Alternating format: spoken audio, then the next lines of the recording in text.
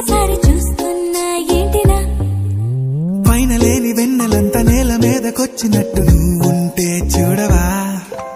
మంచువాన నన్ను ముంచనంట వాన విల్లు మీద ఇల్లు కట్టినెవ్వరంట ఈ లోకమంతా నిన్ను చూసనంట